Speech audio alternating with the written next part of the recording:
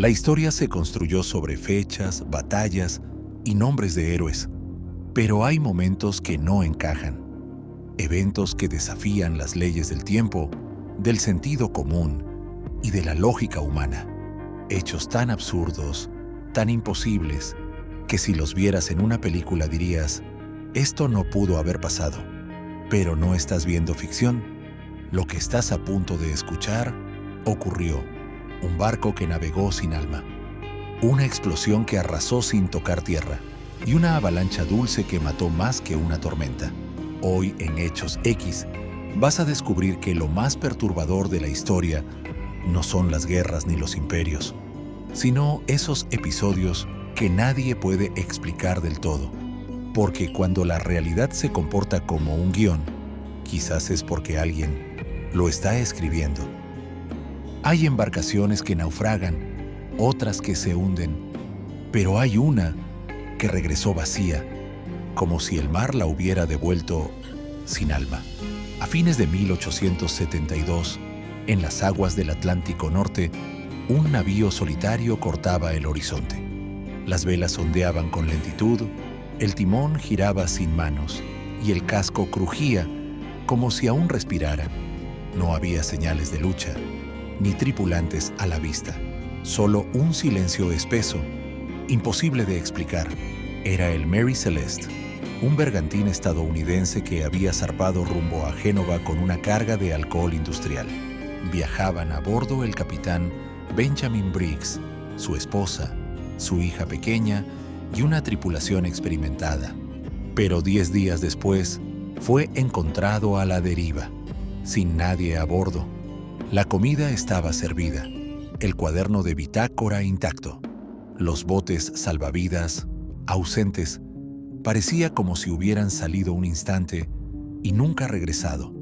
Tenía más de 1,700 barriles en la bodega y aunque algunos estaban vacíos, no había rastros de explosión.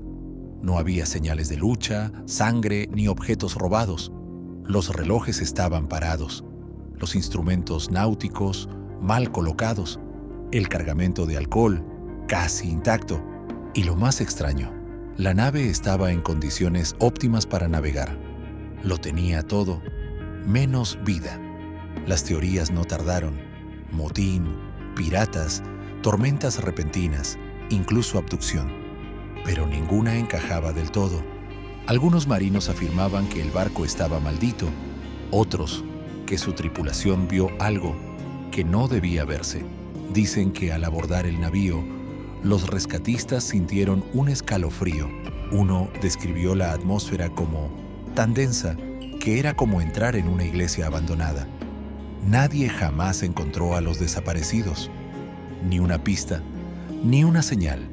Solo la certeza de que algo los hizo desaparecer. ¿Qué puede obligar a toda una tripulación a abandonar un barco funcional sin dejar rastro? ¿Y si lo que encontraron en alta mar no era de este mundo? Uno pensaría que lo más perturbador del océano es lo que oculta en sus profundidades, pero hay cosas que no necesitan tocar el agua para dejar cicatrices, porque mientras el Mary Celeste desaparecía en el mar, al otro lado del planeta, la Tierra estaba a punto de temblar sin razón aparente, y esta vez no habría nadie desaparecido, solo una explosión tan brutal que hasta hoy nadie puede explicar por qué no dejó huella.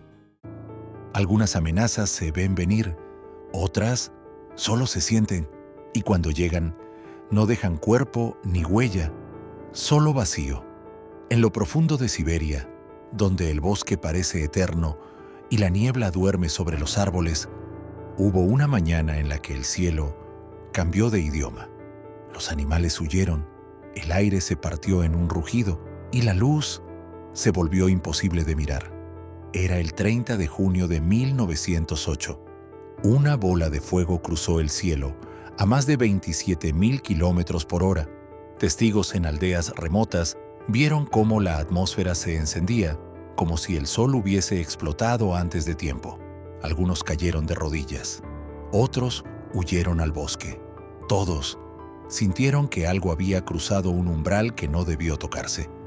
La explosión arrasó más de 2.000 kilómetros cuadrados de bosque. Miles de árboles fueron derribados, todos apuntando lejos de un centro invisible. Se estima que liberó una energía equivalente a 15 bombas nucleares de Hiroshima. Este hecho, documentado pero aún sin explicación completa, pasaría a la historia como el evento de Tunguska, un nombre que hoy suena científico, pero que sigue escondiendo una pregunta sin respuesta. Y lo más desconcertante, no hay cráter, no hay fragmentos de meteorito, nada cayó, solo la devastación, sin impacto. Las teorías son muchas: meteorito de hielo que se evaporó, explosión aérea, antimateria, incluso una nave alienígena. Pero ninguna explica por qué, en el epicentro, los árboles seguían en pie. Los científicos que llegaron semanas después encontraron el silencio más denso que habían oído jamás. Algunos hablaban de un vórtice, otros decían que el bosque olía a metal. Los indígenas Evenki, que habitan la zona, creían que el evento fue obra de Ogdi, el dios del trueno. Para ellos, la tierra había sido golpeada por un espíritu que no quiso ser visto. Aún hoy, más de 100 años después, nadie ha podido demostrar con certeza qué ocurrió. Solo se sabe que algo explotó en el cielo, sin dejar nada detrás. Solo preguntas: ¿y si el cielo no cayó, sino que se abrió? ¿Y si Tunguska no fue una explosión, sino una advertencia? Y si este tipo de historias te remueven algo por dentro, suscríbete, porque lo que viene a continuación no solo desafía la lógica, desafía tu propio cuerpo. Uno creería que el peligro viene disfrazado de oscuridad, de sombras, de violencia, de tormentas, pero a veces la muerte viene envuelta en dulzura. Y lo que parece inofensivo es lo que más rápido te arrastra. No todos los desastres rugen. Algunos se deslizan, silenciosos, pegajosos, letales. Boston, invierno de 1919. Las calles cubiertas de nieve, los niños jugando en los callejones. Y en medio de todo, un enorme tanque de metal, tan cotidiano, que nadie lo miraba 2 veces, hasta que lo hizo, y la ciudad entera lo pagó. El tanque contenía más de 8 millones de litros de melaza, una sustancia espesa, dulce y en apariencia inofensiva. Estaba ubicado en el barrio de North End, donde familias trabajadoras vivían con lo justo. Nadie pensaba en el tanque. Nadie imaginaba que algo tan común pudiera esconder un monstruo. El 15 de enero de 1919, a las 12:40 de la tarde, el tanque explotó.